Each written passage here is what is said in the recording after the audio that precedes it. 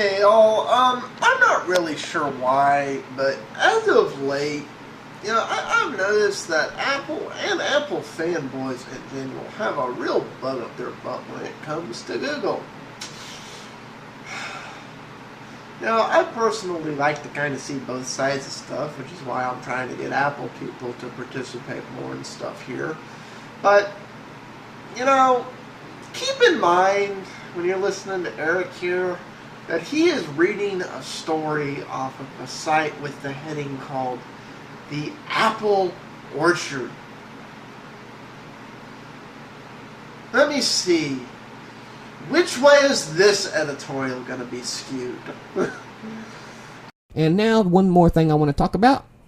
Google in yet another privacy violation after stealing Wi-Fi info.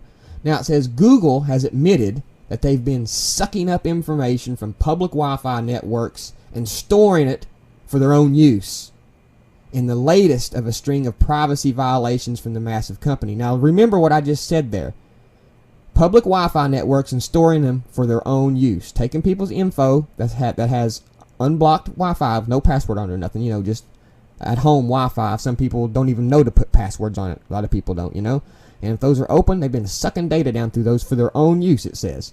Now, Google is well known at this point for their lack of regard for the privacy of their customers. Now, from releasing information to the Chinese government, remember the big hacking deal? And to compromising and letting and censoring the internet for the Chinese government, and only restricting censorship, only pulling censorship when China hacked their system.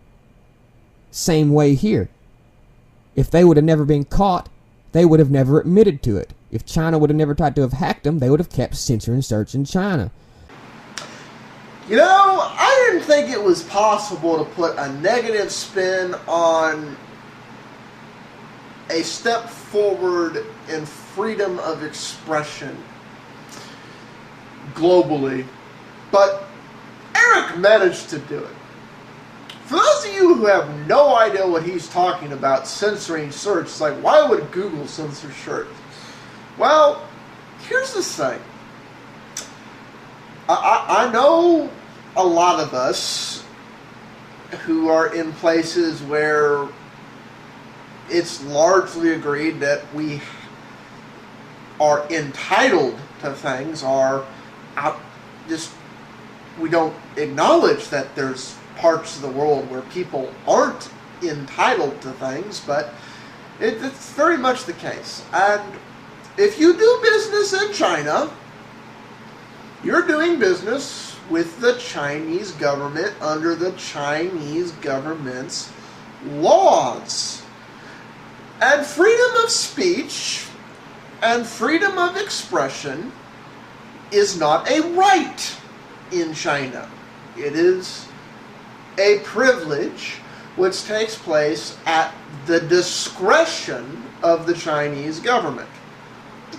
Now, we can get into the morality of that another time, but if Google wanted to do business in China, they needed to comply with Chinese law, which said the government gets to dictate what the people see, which meant they had to comply with government censorship, including with things like search.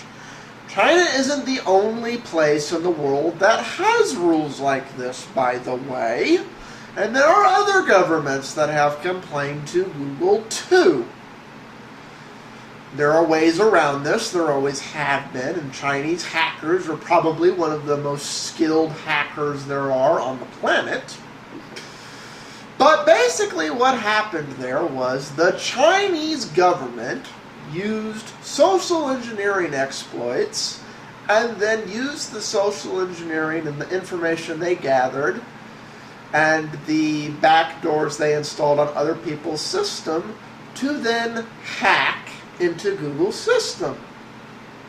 And because of the symbiotic nature between hacking and circumventing the authority of the Chinese government that goes on in China, hacking is also illegal in China, like it is here. Well, Google reacted in a rather interesting way to do that. I kind of like the way they reacted to that. They said, well, Chinese government, if you consider yourself to be above your own laws, guess what? We do too. Therefore, we're not going to comply with you anymore. We're an American company, and we're going to do things the American way. Kind of a, you bit the hand that was feeding you, now we're going to bite back. And your people already know about us, which means you've got your work cut out for you. Because it's going to look damn suspicious if all of a sudden your people can't go to Google.com when you have most of them convinced that you're just protecting them from porn. Because when journalists and tech people and other things go and talk to the average person on the street in China, and they ask, the Chinese people are actually as a whole all for this censorship because that is honestly what they believe. China has over 1 billion people. That's a large group to keep in control. I think that was an appropriate response there. Now let's I think Google is really, really pushing it. You know, we got to remember to go on. It says we've got to remember the connection features that they put without alerting people first, aka buzz. There we go, the busy thing. You know, I'm not saying the busy thing wasn't a big issue. I'm just saying, you know, he's talking about Google has this horrible track record. And that's what I think. I don't. He's just reading this article, but you know, let's look at what actually happened there. There was this setting in there that was default auto opt-in to public and sharing.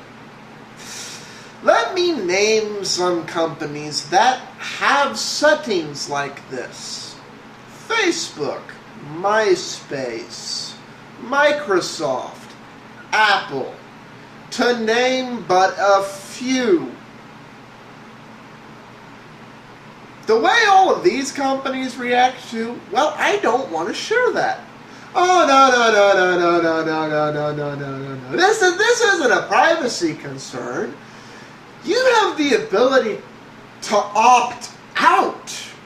Just go in your settings and jump through the 42 infinite steps to find the hidden setting to change it from auto opt-in to your preferred preference of opt-out. And then go talk to each and every one of your friends and family and have them do the same. And then go do that setting on each and every other related service. Then you will have successfully opted out. But we're going to leave our default opt-in because we feel that's best. And then, you know, behind closed doors they go, start the public spin. You know, this is a good thing. You make sure they understand why. No, this isn't an issue. This isn't an issue at all. Google, on the other hand, stood front and center and went, you're right. They didn't go, 40 billion other companies do this. We're just doing what everyone else did. They went, you're right. This is a concern. We're changing the default to opt out. You have to manually opt in. We apologize for the inconvenience, and we're going to make sure this doesn't happen again. Name me another company that's done that. Really. Just a single one. Because every other company is like, no, you're eroding privacy. There's nothing to be concerned about at all. Because you'll get used to it. And a year or two from now, we can take more of it away. Because you'll be used to it. I'm up on time. There's the big issue to get into here in a minute, but I'm going to have to do that in one more part because I've only got about a minute left. Peace out. I'll see you on the flip.